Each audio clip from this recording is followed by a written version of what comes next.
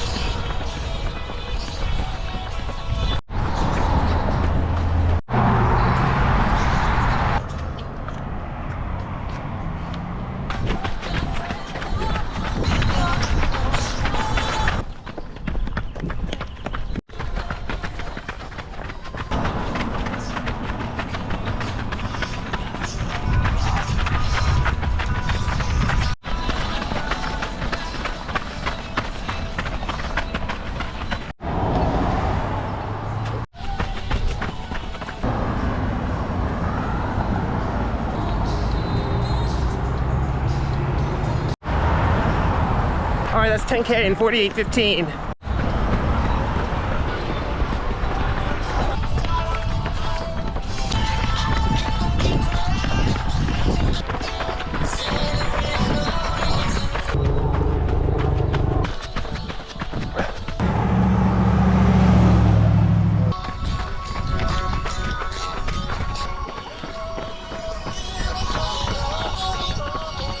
Best running song ever. Thanks, Stevie. 15K, 1:12:56.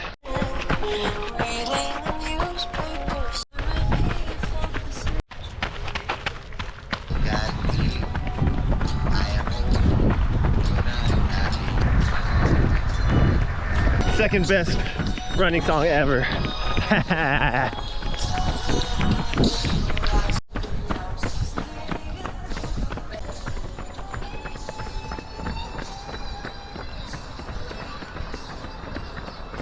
That's awesome. What's your name? Lauren, how old are you? 7. That's great. That's fantastic. You look so good when you're running. Thank you. So fast and strong. That's awesome. Good smile. We love Bruce Springsteen. 11.03 miles. 1 hour and 27 minutes and 0 seconds. Average pace 7 minutes and 53 seconds per mile. All done. All right. My good friend Bolt 21 LA 24, he had a really good question about hydration and fueling, especially during a marathon. I really should catalog our videos a lot better because I've done probably about 2 videos about this topic already. But I think it's a little bit easier just to give a summary of what we do during race day right now than to try to sift through and look it up. On race day, Cole and I carry 700 milliliters of electrolyte mixed with water. In our 700 milliliter container, we mix 1 packet of LMNT and 1 packet of liquid IV into 1 bottle of 700 milliliters of water. It's pretty potent. We usually don't use that concentrated level of electrolyte or sugar during any of our training runs. However, the marathon is much more rigorous and much longer in duration. And aid stations along the way provide water so that we could take sips of that and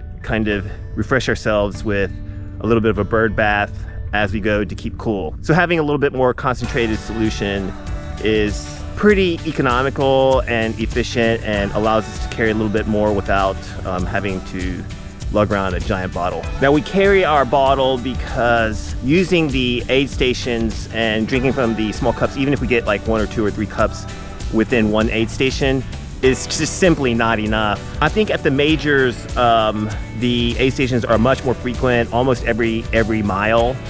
And if you drink from every single aid station, then the hydration is enough, but you end up zigzagging a lot and not running the shortest course for the marathon. So a lot of the really good amateurs that run really good times usually carry their own bottle for the first half of the race. And then we finish our 700 milliliter solution of electrolyte and sugar by mile 13. The pros, on the other hand, have their elite tables where they can leave their own bottles and pick them up and, you know, pretty conveniently sip on that as they pass through like maybe a whole kilometer or even 2 kilometers. So even though the pros look like they're barely drinking or eating or taking anything during the run, they're getting a lot more than the amateurs are taking in. And they're pretty svelte and thin and light, so logic tells us that we should take in a lot more than they do. So what do we do after we finish our bottle and we pass through the halfway point of the marathon?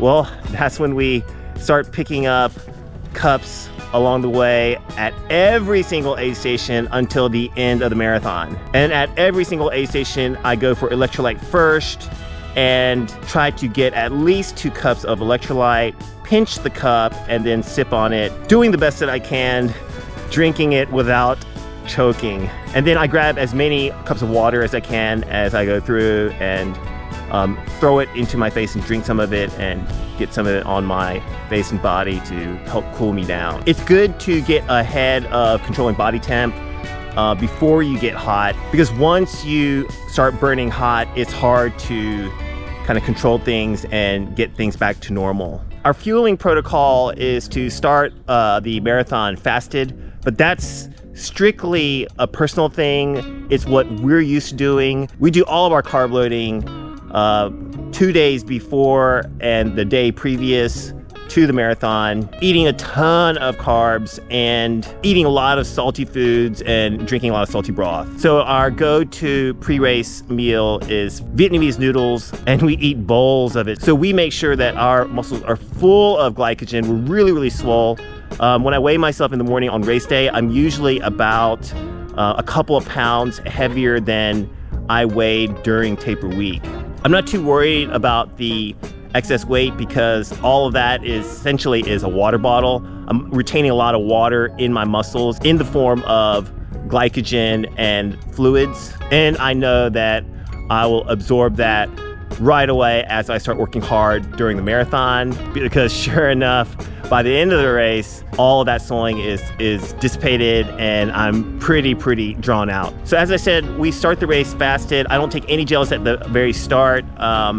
And we take our very first gel at mile 4 of the marathon. And then from there, we will take another gel every 5 miles until the end of the marathon at 4, 9, 14, 19, 24. And I carry an extra gel just in case. You never know what might happen. I might drop one, or I might need just one little extra push at the very end. And no matter how queasy I feel, no matter how much my lip kind of shudders as I move my gel towards my lips, I never ever skip a gel. I know I'm gonna need every single bit of it, and even though I have only 2 miles left to go at mile 24, I make sure I take that last gel. Once my body gets pretty glycemic, then I know that I have to keep feeding myself that sugar in order to avoid that big sugar crash where I start to feel queasy and start getting the shakes,